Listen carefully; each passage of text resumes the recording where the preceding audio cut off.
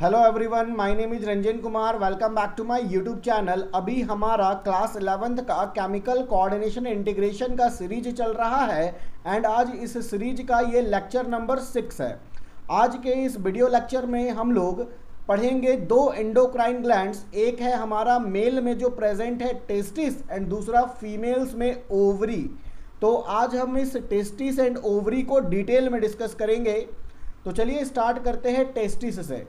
First of all देखिए, जब भी हम लोग बात करेंगे टेस्टिस का तो ये किस एम्ब्रियोनिक जर्म लेयर से बनता है, मींस इसका ओरिजिन कैसे होता है। तो टेस्टिस का जो ओरिजिन है वो है मेसोडर्मल। टेस्टिस का ओरिजिन मेसोडर्म जर्म लेयर से होता है। एंड अगर हम बात करें इसके लोकेशन का कि हमारे बॉडी में ये कहाँ प्रेजेंट है, तो ये जो टेस्टिस है it is located outside the abdominal cavity. इसका जो लोकेशन है it is located outside the abdominal cavity. Abdominal cavity के ये बाहर प्रेजेंट रहता है। एब्डोमिनल कैविटी के बाहर एक पाउच है जिसे हम लोग कहते हैं scrotum. With in a pouch, इस पाउच का क्या नाम है? इस पाउच का नाम है स्क्रोटम। एंड यहीं पे हमारा टेस्टिस रहता है। जैसे देखिए, अगर हम एक ह्यूमन बॉडी का डायग्राम ले एंड इस ह्यूमन बॉडी में जो भी पार्ट्स है वो 3 कैटेगरी में डिवाइडेड होता है। ठीक है, अगर हम लोकेशन का बात करें तो ह्यूमन बॉडी का पूरे बॉडी में 3 लोकेशन है। एक देखिए यहाँ पे डोम शेप्ड स्ट्रक्चर रहता है जिसे डायफ्राम बोलते हैं। ठीक है, इसके ऊपर डायफ्राम के ऊपर वाले स्ट्रक्चर, इस पार्ट को हम लोग बोलते हैं thoracic cavity. Thoracic cavity. And diaphragm के नीचे वाले को हम लोग बोलते हैं abdominal cavity. Abdominal cavity. And यहाँ पे जहाँ हमारे प्राइवेट पार्ट्स प्रेजेंट रहते हैं इसे कहते हैं पेल्विक कैविटी। ठीक है, तो ये जो हमारा टेस्टिस है ये प्रेजेंट रहता है पेल्विक कैविटी में, एब्डोमेन के बाहर। That's why it is called as extra abdominal. Testis का अगर हम लोकेशन बोले ना तो ये क्या है? एक्स्ट्रा एब्डोमिनल है, मीन्स एब्डोमेन के बाहर ये प्रेजेंट रहता है। अगर हम देखें कि क्यों ये एब्डोमेन के बाहर है तो इसका भी रीज़न है। जैसे क्या होता है ना कि हमारे बॉडी का जो टेम्परेचर है वो होता है 37 डिग्री सेल्सियस, लेकिन टेस्टिस में स्पर्म का फॉर्मेशन होता है, दैट इज स्पर्मेटोजेनेसिस। तो जो रिक्वायर्ड टेम्परेचर है उस टेम्परेचर को मेंटेन करने के लिए, स्पर्मेटोजेनेसिस के लिए जो रिक्वायर्ड टेम्परेचर है वो टेम्परेचर को मेंटेन करने के लिए जो टेस्टिस है वो एक्स्ट्रा एब्डोमिनल होता है। स्पर्मेटोजेनेसिस का जो ऑप्टिमम टेम्परेचर है वो होता है 2 to 2.5 degree less than the body temperature, है ना। अगर हमारे बॉडी का टेम्परेचर 37 डिग्री सेल्सियस है तो स्पर्मेटोजेनेसिस के लिए जो रिक्वायर्ड टेम्परेचर है वो 2 से 2.5 डिग्री कम चाहिए, यानी कि कितना हो जाएगा? 34.5 to 35 degree Celsius is an optimum temperature for spermatogenesis. तो जैसे ये देखिए हमारा ये स्क्रोटल सैक है, दिस इज स्क्रोटम और स्क्रोटल सैक। एंड इसी स्क्रोटम के अंदर प्रेजेंट है टेस्टिस। इस तरीके से इसी के अंदर प्रेजेंट है टेस्टिस। इसे हम लोग क्या बोले? टेस्टिस। ये लोकेशन है टेस्टिस का, एक्स्ट्रा एब्डोमिनल ये होता है। देखिए, अगर हम बात करें टेस्टिस का ना तो टेस्टिस को हम लोग बोलते हैं प्राइमरी सेक्स ऑर्गन। जैसे मान लीजिए ये टेस्टिस है एंड मेल के केस में इस टेस्टिस को बोला जाता है प्राइमरी सेक्स ऑर्गन। टेस्टिस को क्या बोला जाता है? Primary sex organ. देखिए, हम लोग टेस्टिस को प्राइमरी सेक्स ऑर्गन इसलिए बोलते हैं क्योंकि प्राइमरी सेक्स ऑर्गन बनने के लिए 2 कैरेक्टर होना चाहिए। पहला कैरेक्टर क्या है प्राइमरी सेक्स ऑर्गन बनने के लिए? तो पहला कैरेक्टर है कि वहाँ पे जो भी प्राइमरी सेक्स ऑर्गन होगा वहाँ पे गैमेटोजेनेसिस होगा, मीन्स क्या? गैमेट्स का फॉर्मेशन होगा। एंड उसी तरीके से जो टेस्टिस है वहाँ पे स्पर्मेटोजेनेसिस होता है, मीन्स स्पर्म का formation, and formation of sperm is called spermatogenesis. And जो भी प्राइमरी सेक्स ऑर्गन है उसका जो दूसरा कैरेक्टर है उसमें होना चाहिए सेक्स हार्मोन का प्रोडक्शन। तो जो कि टेस्टिस में होता है सेक्स हार्मोन का प्रोडक्शन। ठीक है, और मेल के केस में अगर हम बात करें कौन है सेक्स हार्मोन, तो मेल के केस में कलेक्टिवली हम लोग एंड्रोजेंस जो टर्म है वो यूज़ किया जाता है for male sex hormone. And androgens के अंदर भी मेनली जो टेस्टोस्टेरॉन है, मेनली क्या? टेस्टोस्टेरॉन, ये है मेल सेक्स हार्मोन। तो अभी आप लोगों को पता चला ना कि जो टेस्टिस है वो मेल का प्राइमरी सेक्स ऑर्गन है, और टेस्टिस को प्राइमरी सेक्स ऑर्गन इसलिए कहते हैं क्योंकि वहीं पर क्या होता है, गैमेट्स का फॉर्मेशन होता है, दैट इज स्पर्म का फॉर्मेशन, एंड वहीं पे सेक्स हार्मोन का प्रोडक्शन होता है। मतलब जो इंडोक्राइन फंक्शन है ना, टेस्टिस को हम लोग बोल रहे हैं इंडोक्राइन ग्लैंड, मतलब क्या होना चाहिए, वहाँ हार्मोन्स का प्रोडक्शन होना चाहिए। तो ये भी कहाँ हो रहा है, जो मेल सेक्स हार्मोन है वो भी टेस्टिस में हो रहा है। ठीक है, चलिए आगे हम लोग बढ़ते हैं। देखिए ये जनरल स्ट्रक्चर है टेस्टिस का। आउटसाइड अगर हम आउटर लेयर का बात करें तो ये से टूनिका एल्बुजिनिया कहते हैं, and inside the testis there are highly coiled tube जिसे सेमिनिफेरस ट्यूब्यूल कहा जाता है। एंड ये जो सेमिनिफेरस ट्यूब्यूल है यही वो साइट है जहाँ पे स्पर्मेटोजेनेसिस होता है।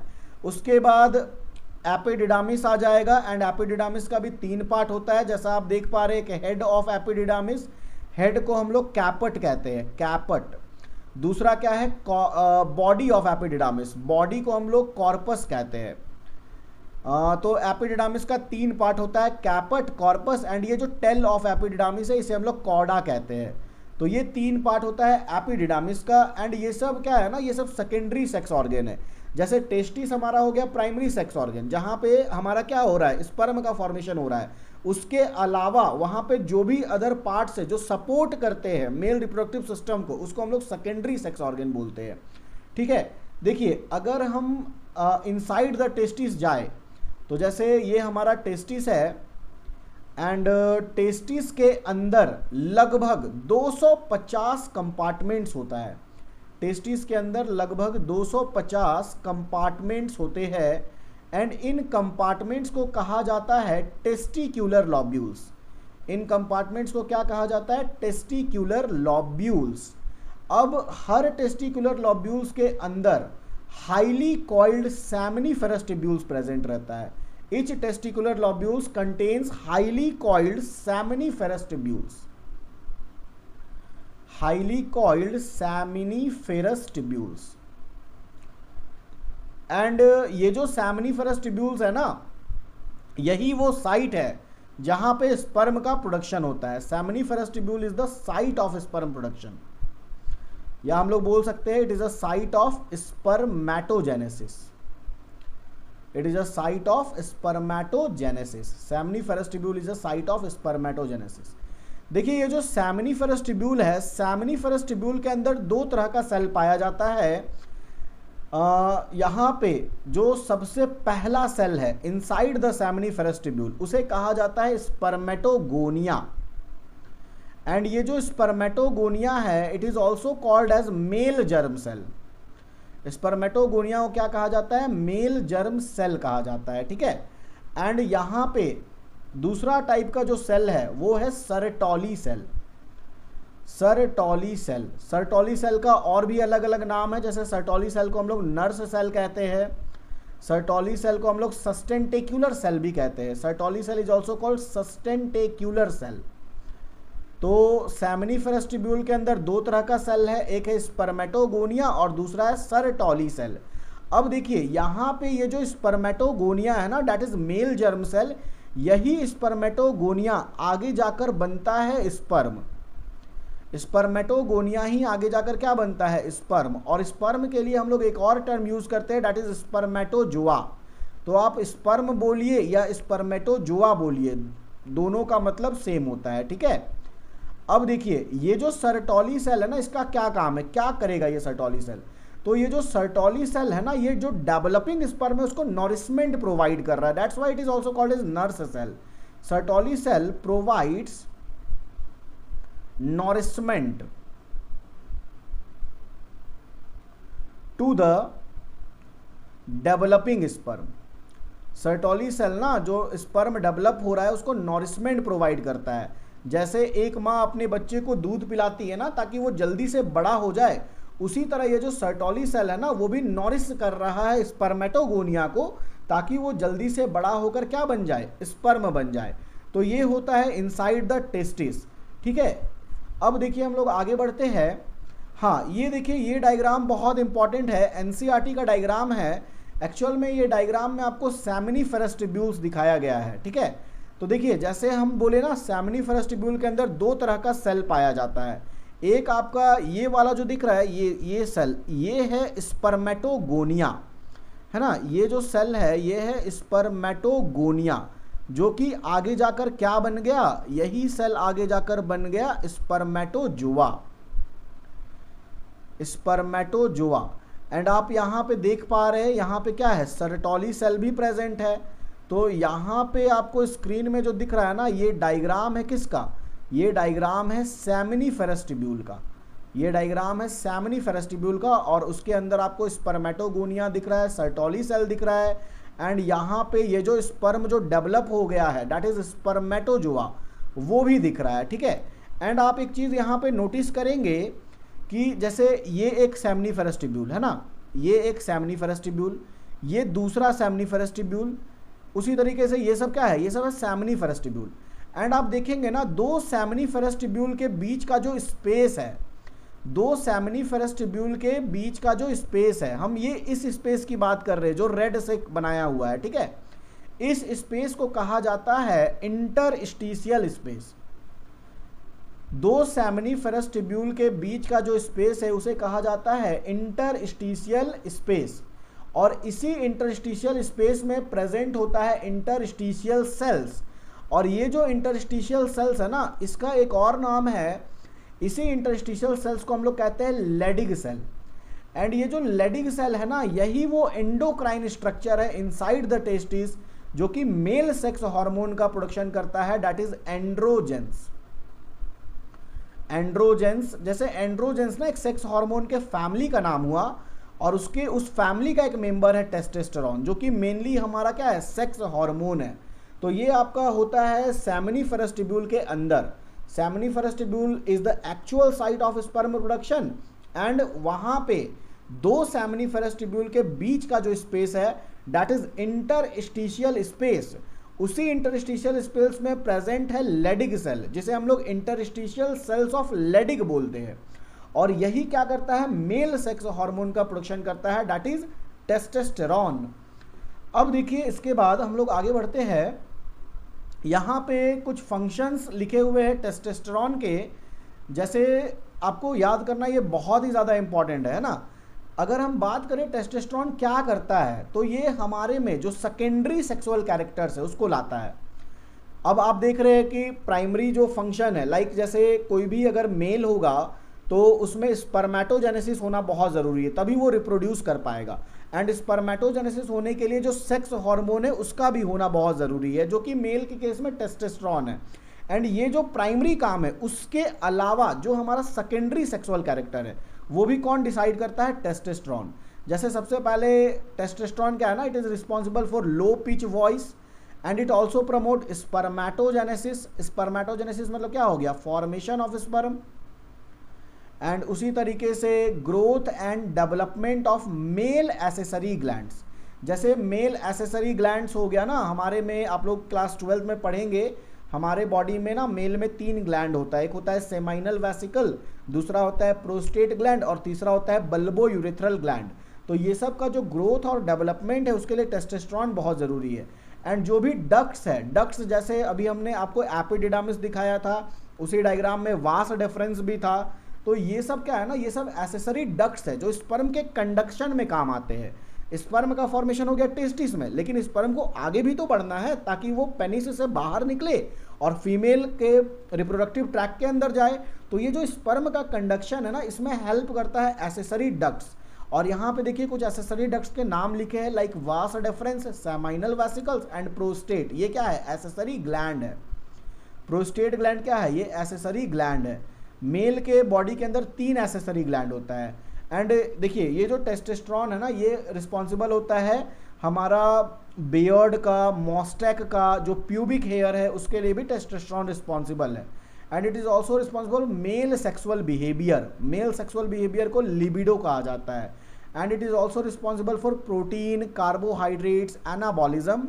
It also promotes erythropoiesis. And ये जो मेल का कैरेक्टर है, एग्रेसिवनेस, ये जो एग्रेसिवनेस है ना, ये भी कहाँ से आया, ये भी आया आपका टेस्टोस्टेरोन के वजह से।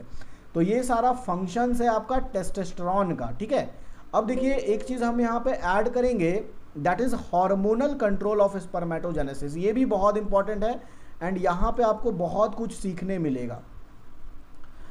जैसे हम बोल रहे हैं ना कि जो टेस्टिस है वहाँ पे स्पर्म का प्रोडक्शन होता है, एंड स्पर्म के प्रोडक्शन होने के लिए एक ऑप्टिमम टेम्परेचर होना चाहिए जो कि बॉडी के टेम्परेचर से 2 से 2.5 डिग्री कम होता है, तो वो रिक्वायर्ड टेम्परेचर है स्पर्मेटोजेनेसिस के लिए। अब स्पर्मेटोजेनेसिस के लिए ना कौन कौन सा हार्मोन रिस्पॉन्सिबल होता है, जैसे अभी हम लोग बोले टेस्टोस्टेरोन तो बहुत ज़रूरी है, लेकिन जो हमारा पिट्यूटरी ग्लैंड है, master of the master gland, उसका भी तो रोल होगा ना यहाँ पे। Hormonal control of spermatogenesis, spermatogenesis का क्या हार्मोनल कंट्रोल है, इसको डिस्कस करते हैं। देखिए सबसे पहले आपको पता है ना कि हमारे बॉडी में कुछ भी हार्मोन का फंक्शन होगा उसको कौन स्टार्ट करेगा, वो करेगा हाइपोथैलेमस, क्योंकि हाइपोथैलेमस क्या है, master of the master gland है। ये हाइपोथैलेमस रिलीज करता है जीएनआरएच, जीएनआरएच का मतलब होता है gonadotropin releasing hormone, gonadotropin releasing hormone, ठीक है। अब ये जो जीएनआरएच है ये एक्ट करता है एंटीरियर पिट्यूटरी ग्लैंड पर, it acts on anterior pituitary gland. अब एंटीरियर पिट्यूटरी से क्या निकलता है, एफएसएच एंड एलएच जो गोनेडोट्रोपिन्स है। एक आपका हो गया हमारा एलएच एंड दूसरा हो गया एफएसएच। एलएच का मतलब होता है ल्यूटेनाइजिंग हार्मोन। अब देखिए मेल के केस में ना ये जो एलएच है, मेल के केस में एलएच को कहा जाता है आईसीएसएच। मेल के केस में एलएच को क्या कहा जाता है, आईसीएसएच। एलएच का फुल फॉर्म होता है luteinising hormone, luteinising hormone. And male के केस में एलएच को ही बोले आईसीएसएच, इसका फुल फॉर्म होता है interstitial cell, interstitial cell stimulating hormone, interstitial cell stimulating hormone.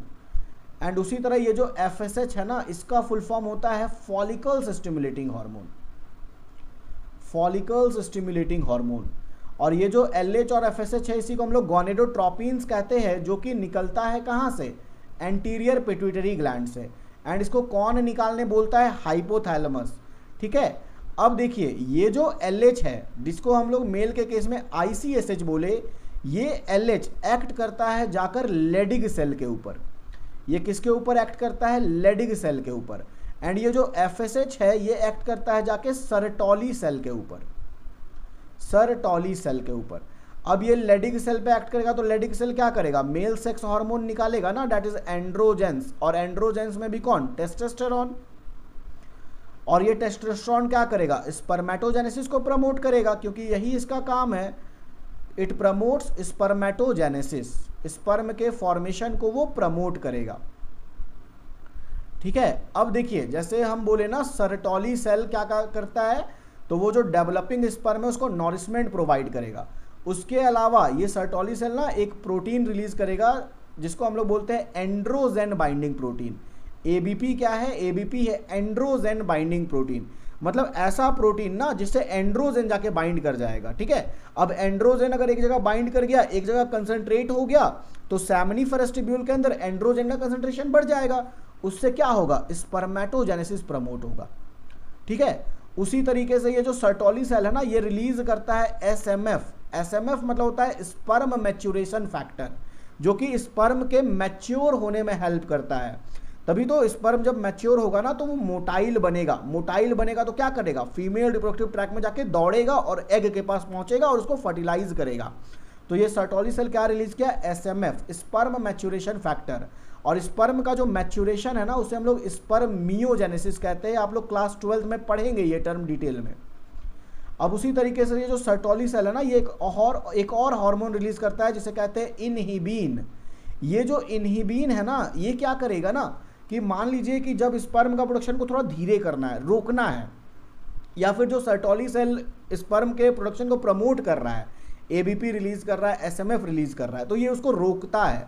मतलब ये क्या करता है ना, ये नेगेटिव फीडबैक देता है। नेगेटिव फीडबैक मतलब किसी हार्मोन के सिक्रीशन को रोकना। तो ये जो इनहिबिन है ना ये नेगेटिव फीडबैक देगा किसको, एफएसएच को। It gives negative feedback to FSH, ठीक है। तो ये सारा काम हो रहा है हार्मोनल कंट्रोल ऑफ स्पर्मेटोजेनेसिस में। उसी तरीके से अगर ये एंड्रोजन बहुत ज़्यादा निकल गया टेस्टोस्टेरोन, तो ये भी नेगेटिव फीडबैक देता है किसको, एंटीरियर पिट्यूटरी को, कि अब एलएच को कम करो क्योंकि हार्मोन ज़्यादा निकला। तो ज़्यादा किसी चीज़ का ज़्यादा होना भी दिक्कत है, तो उसके लिए नेगेटिव फीडबैक भी होता है। और ये नेगेटिव फीडबैक ना इसको भी देता है, हाइपोथैलेमस को भी देता है। तो ऐसे काम होता है पूरा हार्मोनल कंट्रोल ऑफ स्पर्मेटोजेनेसिस में। एंड होप आपको यहाँ तक समझ आया होगा, बहुत इंपॉर्टेंट है आपके नीट के एग्जामिनेशन के लिए। तो ये ऑल अबाउट टेस्टिस था, यहाँ टेस्टिस कंप्लीट होता है। अब देखिए आगे हम लोग बढ़ते हैं, आगे आएगा हमारा नेक्स्ट एंडोक्राइन ग्लैंड जो कि फीमेल्स में प्रेजेंट है, जिसका नाम है ओवरी।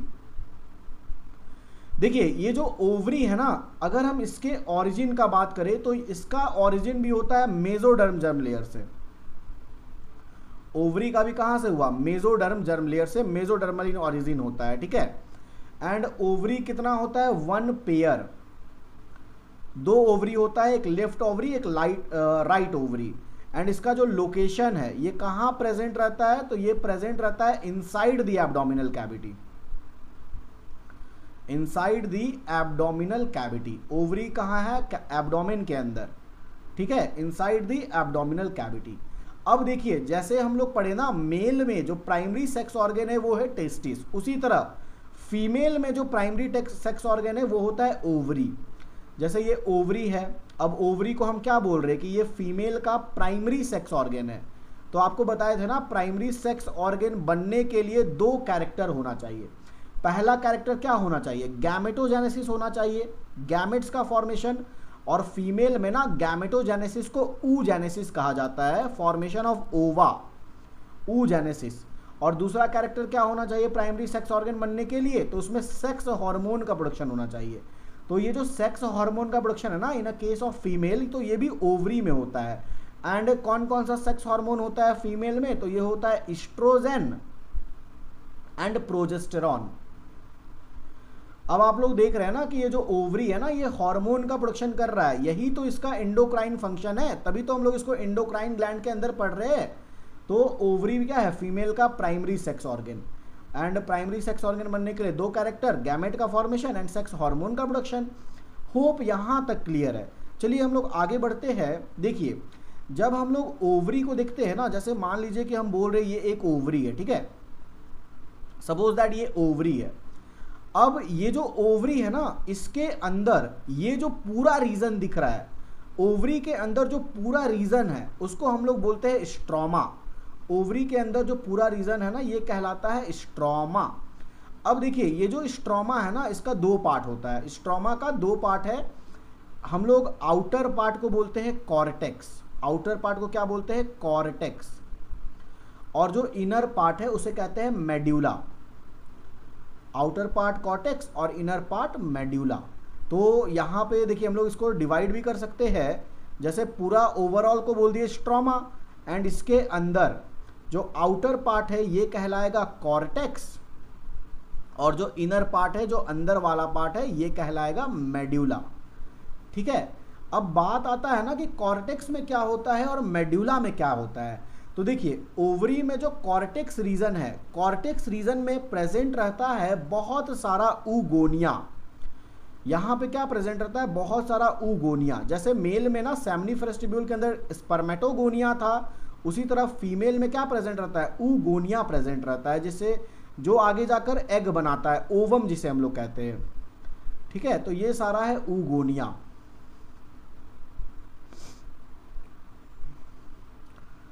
ये सब क्या है कॉर्टेक्स रीजन में। देखिए कॉर्टेक्स रीजन में क्या प्रेजेंट रहेगा, कॉर्टेक्स रीजन में प्रेजेंट रहेगा ऊगोनिया, ठीक है। और यही ऊगोनिया आगे जाकर ऊसाइट बनता है, और ऊसाइट को ना यहाँ पे एक सेल होता है जिसको ग्रैन्युलोजा सेल बोलते हैं, वो जब सराउंड कर लेता है तो उसको हम लोग प्राइमरी फॉलिकल बोलते हैं। मतलब आप कॉर्टेक्स रीजन में बोल सकते हैं ना, ऊगोनिया रहता है और बहुत सारा फॉलिकल्स रहता है, जिसे हम लोग ओवेरियन फॉलिकल्स कहते हैं। ऊगोनिया या फिर इसी को हम लोग क्या बोले, ओवेरियन फॉलिकल्स। यही ओवेरियन फॉलिकल्स ना आगे जाकर एग का फॉर्मेशन करता है, दैट इज फीमेल गैमेट्स का। अब उसी तरीके से ये जो आप देखेंगे मेड्यूला, ये मेड्यूला रीजन में ना सिर्फ ब्लड वेजल्स रहता है। ओवरी का जितना भी ब्लड वेजल्स है, network of blood vessels present in medulla region. ठीक है, चलिए हम लोग आगे बढ़ते हैं। देखिए ये एक डायग्राम है ओवरी का, ठीक है।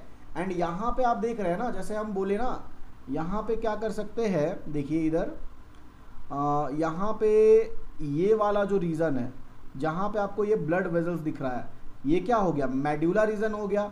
और आउटर रीजन जहाँ पे आपको ये प्राइमरी फॉलिकल दिख रहा है, सेकेंडरी फॉलिकल दिख रहा है, टर्शियरी फॉलिकल दिख रहा है, ग्राफियन फॉलिकल दिख रहा है, ये कौन सा रीजन है, ये है cortex reason.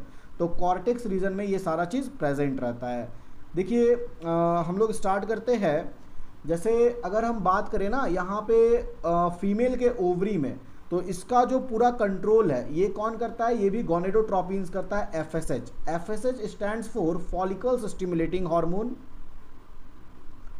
Follicles stimulating hormone.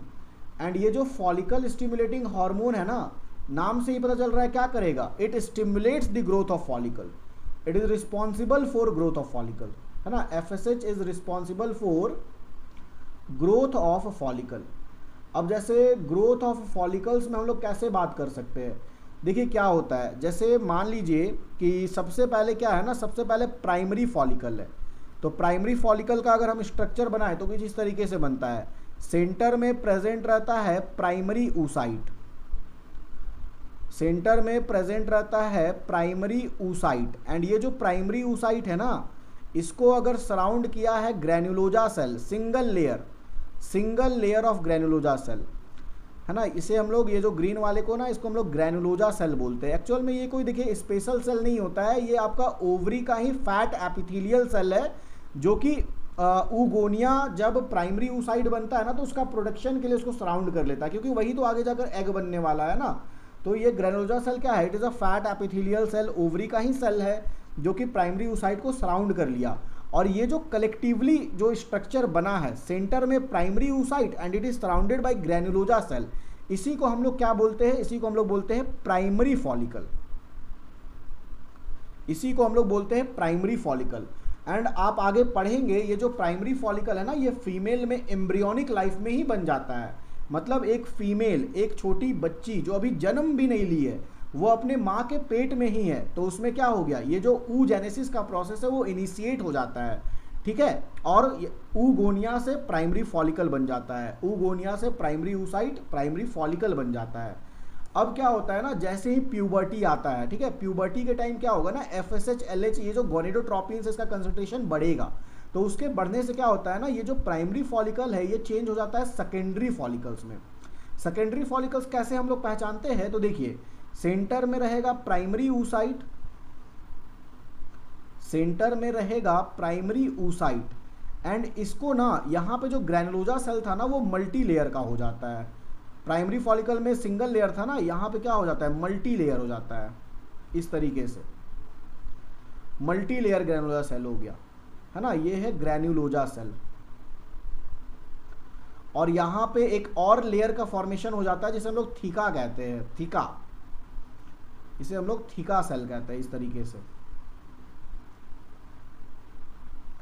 ये क्या है, थीका है। आपको अभी जो स्क्रीन पे दिख रहा है ना, ये है, होता है सेकेंडरी फॉलिकल। प्राइमरी फॉलिकल से सेकेंडरी फॉलिकल बन गया। अब उसी तरीके से सेकेंडरी फॉलिकल के बाद बनता है टर्शियरी फॉलिकल, ठीक है। सेकेंडरी फॉलिकल के बाद क्या बनता है, टर्शियरी फॉलिकल।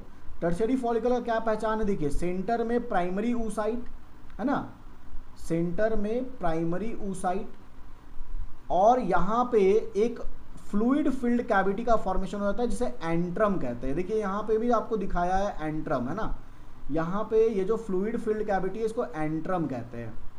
तो ये जो एंट्रम है ना, ये पहचान होता है टर्शियरी फॉलिकल्स का। एंड उसी तरीके से जो ग्रैन्युलोजा सेल है वो रहेगा इसको सराउंड किए हुए। और टर्शियरी फॉलिकल्स में क्या होता है ना, जो थीका होता है ना, वो दो पार्ट में डिवाइड हो जाता है, एक होता है थीका इंटरना और थीका एक्सटर्ना। तो ये आपका टर्शियरी फॉलिकल्स में होता है, ये बन गया टर्शियरी फॉलिकल्स। अब उसी तरीके से ना क्या होता है ना, टर्शियरी फॉलिकल्स के बाद बन जाता है ग्राफियन फॉलिकल। जो यहाँ पे दिख रहा है ना, डी ग्राफ फॉलिकल लिखा हुआ है, यही आपका ग्राफियन फॉलिकल है, जिसको हम लोग मैच्योर ग्राफियन फॉलिकल बोलते हैं या मैच्योर फॉलिकल बोलते हैं। तो ग्राफियन फॉलिकल के अंदर क्या आ जाएगा ना, देखिए ये जो प्राइमरी oocyte है, ये यहाँ पे मियोसिस 1 कंप्लीट हो जाता है और बन जाता है सेकेंडरी oocyte। तो ग्राफियन फॉलिकल में आ जाता है सेंटर में सेकेंडरी oocyte, एंड जब ये सेकेंडरी oocyte बनता है ना, तो ये सेकेंडरी oocyte एक नॉन सेलुलर लेयर सिक्रीट करता है खुद से ही, उसको हम लोग जोना पेलुसिडा बोलते हैं, जो सेकेंडरी oocyte को सराउंड कर लिया है, ये है जोना पेलुसिडा। एंड उसी तरीके से क्या होगा ना, यहाँ पे जो एंट्रम है वो और बड़ा हो जाएगा, वेल डेवलप एंट्रम हो जाएगा, एंड जो ग्रैनुलोजा सेल है वो एज इट इज प्रेजेंट रहेगा जैसे रहता है, ये ग्रैनुलोजा सेल हो गया हमारा। तो आप देखेंगे ना कि फॉलिकल्स का ग्रोथ ऐसे ही हो रहा है, एंड ये जो फॉलिकल्स का ग्रोथ हो रहा है ना, इसके पीछे कौन सा हार्मोन रिस्पॉन्सिबल है, FSH, ठीक है। और ये हर मंथ ऐसा होगा, एक नया फॉलिकल्स डेवलप करेगा। अब क्या होता है ना, देखिए जैसे ही ग्राफियन फॉलिकल बन गया, जो कि एक मैच्योर फॉलिकल है, ठीक है, जैसे ही ग्राफियन फॉलिकल बन गया तो क्या होता है ना, एक हार्मोन होता है जिसको हम लोग बोलते हैं LH मतलब क्या, ल्यूटेनाइजिंग हार्मोन। ये हार्मोन ना बहुत ज़्यादा फीमेल के ब्लड में बढ़ जाता है, ठीक है, ल्यूटेनाइजिंग हार्मोन बहुत ज़्यादा हो जाता है, जिसके कारण क्या होता है ना, ये जो ग्राफियन फॉलिकल है ये फट जाता है, रप्चर ऑफ ग्राफियन फॉलिकल। जैसा आप ना ऊपर डायग्राम में भी देख पा रहे हैं, यहाँ पे क्या है ना कि जैसे ही ग्राफियन फॉलिकल है ये देखिए फट गया, और इसके फटने से क्या हुआ ना, ये जो सेकेंडरी oocyte है ये बाहर निकला, एंड इसी को हमने ओव्यूलेशन कहा जाता है, इसे हमने क्या कहा, ओव्यूलेशन। एंड ये जो फीमेल में जो मेंस्ट्रुअल साइकिल होता है ना, तो ये 14th डे ऐसा होता है, जो मिड ऑफ द साइकिल है, फीमेल में 28 दिन का जो साइकिल चलता है मेंस्ट्रुअल साइकिल, वो मिड ऑफ द साइकिल में ओव्यूलेशन होता है, ठीक है। अब देखिए जब ये सेकेंडरी oocyte ओवम बाहर निकल गया 14th day of menstrual cycle में, तो उसके बाद ना बचता है ग्राफियन फॉलिकल्स का रेमिनांट, है ना, यानी कि जब सेकेंडरी oocyte निकल गया तो उसके बाद जो टुकड़ा बचा, जो रेमिनांट बचा ग्राफियन फॉलिकल का, वो बन जाता है कॉर्पस लूटियम। ये जो स्क्रीन में आपको दिख रहा है ना यहाँ डायग्राम में, ये है कॉर्पस लूटियम, ठीक है। कॉर्पस लूटियम का भी बहुत मेजर रोल है जो आप लोग क्लास 12th में पढ़ेंगे। तो ये सारा जो प्रोसेस है ना, ये फीमेल के ओवरी में चलता रहता है हर मंथ, एंड इसी तरीके से फॉलिकल्स का ग्रोथ होता है। देखिए हम लोग आगे देखते हैं, यहाँ पे आप देखेंगे ना, जैसे हम बोले कि क्या बोले कि कॉर्पस लूटियम बना, ये जो कॉर्पस लूटियम है ना, ये क्या करता है, ये 2 हार्मोन रिलीज करता है, सबसे ज्यादा रिलीज करता है प्रोजेस्टेरॉन। एंड आप याद रखिएगा कॉर्पस लूटियम कैसे बना, कॉर्पस लूटियम बना ग्राफियन फॉलिकल के फटने से, यानी ग्राफियन फॉलिकल जब फटा तो उसके अंदर से सेकेंडरी oocyte बाहर निकला, तो जो रेमिनांट बचा, जो बचा खुचा स्ट्रक्चर है, remnant of graafian follicle, remnant of graafian follicle, वो क्या कहलाया, वो कहलाया कॉर्पस लूटियम। अब ये कॉर्पस लूटियम 2 हार्मोन सिक्रीट करता है, बहुत ज्यादा प्रोजेस्टेरॉन और स्मॉल अमाउंट ऑफ एस्ट्रोजन, ठीक है। आगे हम लोग देखेंगे क्या क्या फंक्शन होता है। तो नेक्स्ट हेडिंग हमारा रहेगा ओवेरियन हार्मोन में estrogen and progesterone. Ovarian hormone में जो 2 हार्मोन हमें पढ़ना है वो है एस्ट्रोजन और प्रोजेस्टेरॉन। तो सबसे पहले हम लोग बात करते हैं, देखिए जो ओवेरियन हार्मोन है एस्ट्रोजन एंड प्रोजेस्टेरॉन, ये जो कॉर्पस लूटियम है ना, कॉर्पस लूटियम का जो मेन हार्मोन होता है वो होता है progesterone. Progesterone is the main hormone of corpus luteum, progesterone is the main hormone of corpus luteum, ठीक है। अब देखिए जैसे ये जो एस्ट्रोजन है ये कहाँ से बनता है, कौन बनाता है इसको, तो आप देख रहे हैं स्मॉल अमाउंट ऑफ एस्ट्रोजन तो कॉर्पस लूटियम भी बना रहा है, एंड और कौन बना रहा है ना, एस्ट्रोजन को आप देखेंगे it is mainly secreted by ovarian follicles. जैसे हम लोगों ने लास्ट स्क्रीन में देखा ना, प्राइमरी फॉलिकल, सेकेंडरी फॉलिकल, तो उससे क्या हो रहा है, नंबर ऑफ ग्रेनुलोजा सेल बढ़ते जा रहा है, तभी तो फॉलिकल्स बड़ा हो रहा है ना। इसमें देखिए ना, देखिए प्राइमरी फॉलिकल कितना छोटा है, सेकेंडरी फॉलिकल उससे बड़ा, टर्शियरी फॉलिकल उससे बड़ा, ग्राफियन फॉलिकल उससे बड़ा, तो इसमें जो ग्रेनुलोजा सेल है ना इसका नंबर बढ़ता जा रहा है। तो ये जो ग्रेनुलोजा सेल है ना यही रिलीज करता है एस्ट्रोजन हार्मोन, ठीक है। तो oestrogen is mainly secreted by ovarian follicles and some amount, कुछ small amount of oestrogen is also secreted by corpus luteum. Small amount of oestrogen is also secreted by corpus luteum. Corpus luteum भी कुछ amount of oestrogen secrete करता है। अब देखिए इसके बाद हम पढ़ते हैं ना इसका फंक्शन क्या होता है, एस्ट्रोजन एंड प्रोजेस्टेरॉन का फंक्शन। तो सबसे पहले फंक्शन ऑफ एस्ट्रोजन। देखिए एस्ट्रोजन बहुत इंपॉर्टेंट रोल प्ले करता है फीमेल में। फीमेल का जो सेकेंडरी सेक्सुअल कैरेक्टर है सब यही कंट्रोल करता है। जैसे फीमेल का में क्या होता है ना, इट इज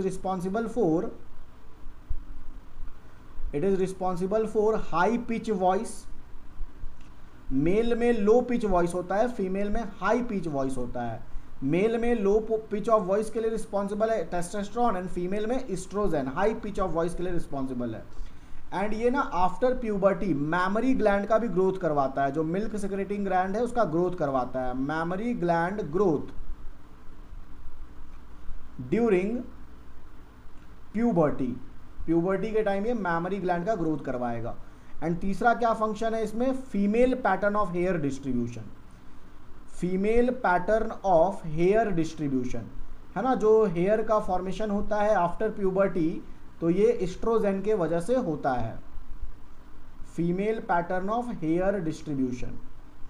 चौथा होता है ग्रोथ एंड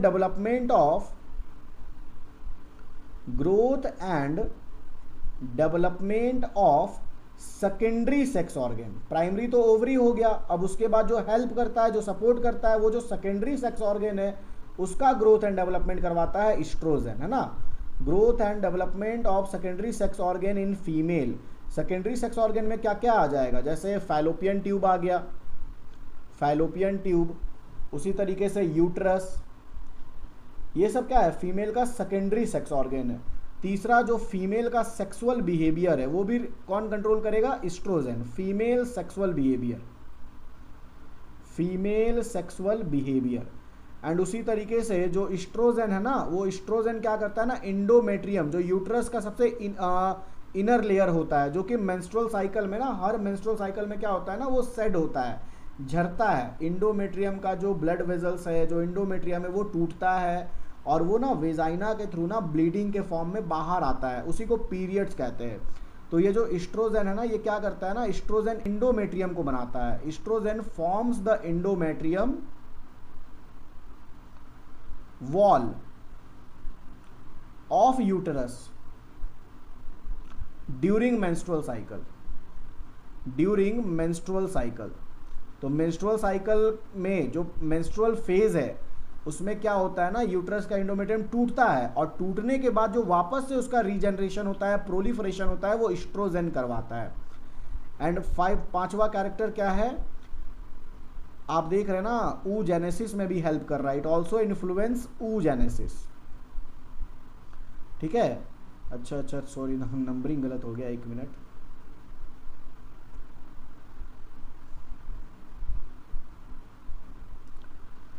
ये 5th कैरेक्टर था, ये 6th कैरेक्टर है और ये 7th कैरेक्टर है। तो ये सारा काम है एस्ट्रोजन का। एंड अगर हम बात करें प्रोजेस्टेरॉन हार्मोन का क्या काम है, तो देखिए जो प्रोजेस्टेरॉन हार्मोन है ना, इसे प्रेगनेंसी हार्मोन कहा जाता है।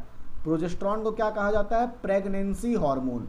मतलब जब फीमेल एक बार प्रेग्नेंट हो गई ना, तो उसके बॉडी में प्रोजेस्टेरॉन हार्मोन हाई होना चाहिए, ठीक है। तो इसीलिए वो क्या करेगा ना, प्रेगनेंसी को सपोर्ट करेगा प्रोजेस्टेरॉन। अगर प्रोजेस्टेरॉन कम हो गया ना तो एबॉर्शन हो जाएगा। तो ये क्या करता है, it supports and maintains pregnancy, it supports and maintenance of pregnancy, maintenance of pregnancy. तो ये काम होता है प्रोजेस्टेरॉन का, ठीक है। इसके अलावा क्या करता है ना, ये प्रेगनेंसी के टाइम जो मैमरी ग्लैंड का ग्रोथ होता है वो यही करवाता है। Growth of mammary gland during pregnancy and formation of alveoli। ये alveoli क्या है ना, ये वही साइट है मैमरी ग्लैंड के अंदर जहां मिल्क का फॉर्मेशन होता है, milk forming structure alveoli for lactation. Lactation मतलब होता है ब्रेस्ट फीडिंग करवाना, जो माँ बच्चे को दूध पिलाती है ना, तो उसे लैक्टेशन कहते हैं। तो ये सारा काम होता है प्रोजेस्टेरॉन का, ठीक है। and it is all about the female sex organ, that is ovary, and male primary sex organ testis. Hope आपको समझ में आया होगा। एंड आप ना क्लास 12th में ना ये जो टेस्टिस है एंड ये ओवरी है, ह्यूमन रिप्रोडक्शन के अंदर पूरा डिटेल में पढ़ते हैं।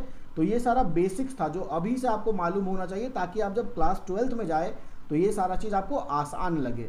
वीडियो को लाइक करिए, चैनल को सब्सक्राइब करिए।